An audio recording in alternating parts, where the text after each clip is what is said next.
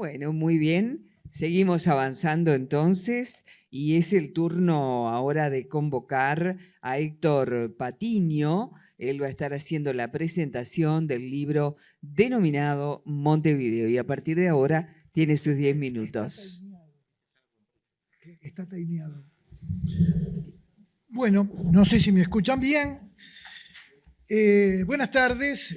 Primero que nada, queremos agradecer a los directivos de la jornada de Geohistoria por darnos la oportunidad de presentar una publicación del Instituto Histórico y Geográfico del Uruguay llamada Montevideo, aportes para su estudio, que contiene trabajos en un volumen de 18 trabajos en un volumen de 460 páginas.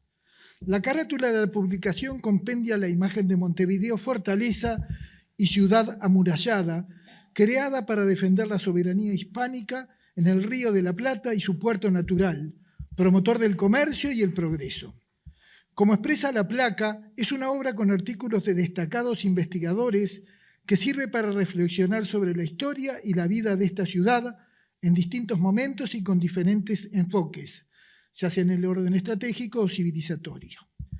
El prólogo del académico Juan José Arteaga, presidente del Instituto, realiza un análisis de la región y la ciudad en la época colonial y en la era republicana. Destaca la disputa entre Portugal y España por el territorio de la Banda Oriental y la importancia que tuvo el establecimiento del Virreinato del Río de la Plata provisionalmente en 1776 y luego en forma definitiva en 1777. Decidí incluir un retrato del último virrey del Río de la Plata, don Francisco Javier de Ilío, que establecerá en Montevideo la que fuera la última capital virreinal. Recuerdo que el embajador Arteaga, en ocasión de celebrar el Cabildo Abierto de 1808, se refirió a Ilío como el protocaudillo oriental. Arteaga estudia las crisis y dificultades de los primeros años de la vida independiente, el desarrollo poblacional y edilicio, luego del período colonial, y destaca el valor de las corrientes migratorias llegadas al Uruguay contemporáneo. Nos ocupamos ahora de 3 trabajos del académico Juan José Varese. El primer artículo, cronología de la fundación largamente anunciada, tras una línea de tiempo que comienza en el 1501 y finaliza el 1 de enero de 1730. La primera fecha coincide con el viaje secreto de Américo Vespucio al Río de la Plata y la última con la instalación del primer Cabildo de Justicia y Regimiento nombrado por Bruno Mauricio de Zavala. El segundo artículo, Colonos Canarios en la Fundación de Montevideo, nos informa sobre los estudios realizados por investigadores canarios, entre ellos el de Fidio Alonso, que se refiere a los 2 viajes que realizaron con familias canarias y las vicisitudes de los mismos. El tercer artículo, Origen del nombre Montevideo, analiza todas las hipótesis relativas al nombre de la ciudad, menciona 9 distintas explicaciones. Varese se inclina por la versión tradicional, que por ser la más sencilla y aceptada por consenso popular, que refiere a la exclamación espontánea de un vigía trepado en un mástil dando el grito de alerta al divisar el cerro, Montevideo. El siguiente artículo pertenece al académico Alejandro Bertocchi, el apostadero de Montevideo, que fuera muy importante para que nuestra primigenia población adquiriera una concepción independentista. El apostadero no solo fue la principal base naval hispana en el sur del Ecuador, donde ubicó sus buques de guerra, sino también la única plaza fuerte con esas características en el cono sur americano.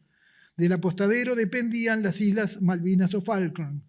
En un anexo al trabajo estudia especialmente la labor del gobernador, comandante del apostadero, brigadier de Marina José Bustamante y Guerra, y su preocupación por el medio ambiente en San Felipe y Santiago.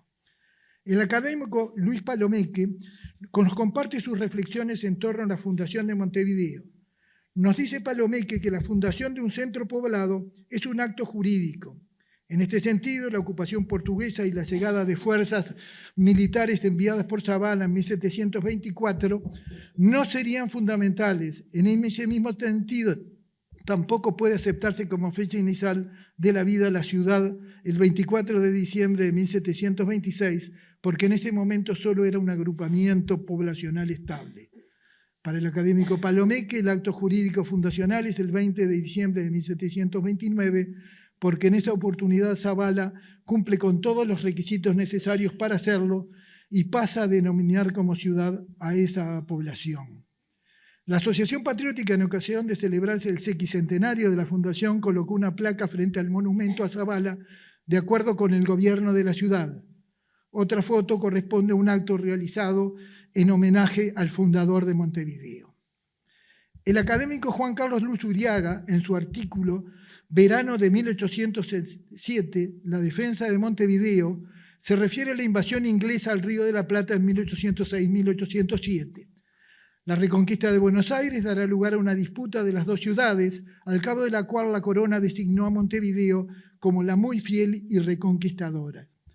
En el artículo se estudia la organización, la defensa, la caída de la ciudad, la entrada y el acceso de las tropas inglesas al cabildo, cuyos integrantes fueron respetados en la vida por la condición de masón de uno de sus integrantes. El señor William Ray Ashfield, en su trabajo Nueva emblemática caligrafía y discurso moral en la obra de Juan Manuel Besnes y Irigoyen, se ocupa del tema de los alfabetos caligráficos desarrollados por artistas o técnicos en la materia. Realiza el estudio de 2 piezas caligráficas realizadas por Besnes con textos de Luis Caracciola y Jean Blanchard. El académico Gabriel González Morlano nos entrega 2 artículos. El primero, un hecho, una época y una personalidad de Montevideo, en que se ocupa del padre Damaso Antonio Larrañaga, primer vicario apostólico del Uruguay y sabio oriental.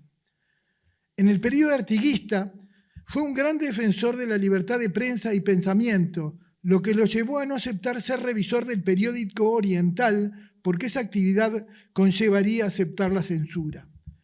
Sin embargo, años más tarde se opondrá a la construcción de un templo anglicano en la ciudad de Montevideo y González Morlano explica qué motivan esa posición. El académico Augusto Soiza nos entrega un artículo llamado Aimé Bonpland, médico y naturalista en Montevideo y con montevideanos. Bonpland estuvo varias veces en Montevideo. Fue médico, naturalista, botánico, hacendado, político y viajero incansable.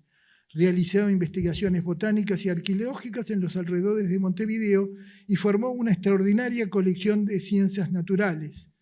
Mantuvo contacto epistolar con Larrañaga y Teodoro Vilar de Bo.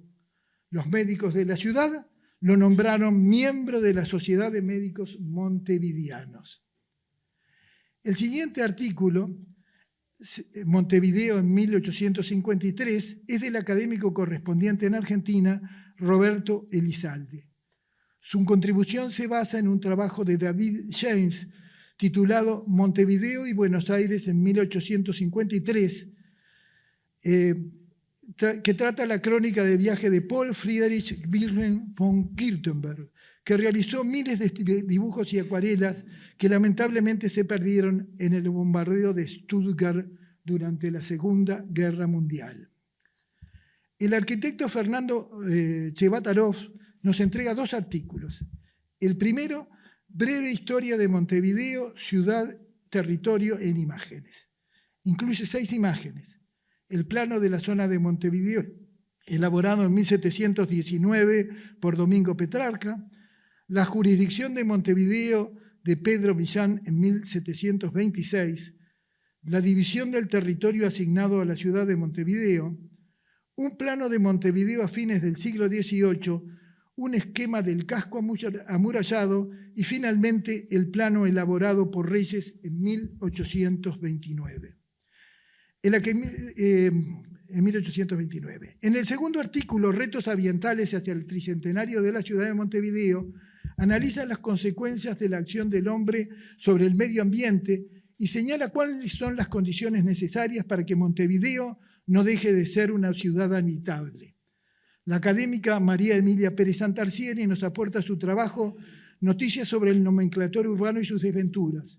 Se refiere al nomenclator existente desde 1730, modificado luego en 1778, en que la totalidad de las calles se bautizaron con nombre de santos. Se ocupa del nomenclator en 1846 y finalmente hace consideraciones sobre los avatares de la política. La académica Marta Canessa Sanguinetti, en su trabajo Nomenclator, Testimonio Histórico, se ocupa de la evolución de la nomenclatura y especialmente el del año 1843, que constituye un aporte a la afirmación nacional y americana a través del nombre de las clases. El último artículo es del académico Carlos Paulino, Algunos arroyos y cañadas escondidas en Montevideo, que nos da a conocer los trazados y ubicación de aquellos pequeños arroyos y cañadas del Montevideo original, que fueron contemplados en el trazado de las propias calles y que cotidianamente pasan desapercibidos a la observación general, porque siguieron de alguna manera integrados a la propia urbanización. El apéndice del trabajo es un informe realizado por Montero, Bustamante y Lamas sobre la fecha de la fundación de Montevideo. Bueno, muy bien. Tiempo cumplido, entonces. Muchísimas gracias a Héctor Patiño con esta, reseña de la presentación del libro Montevideo. Y rápido.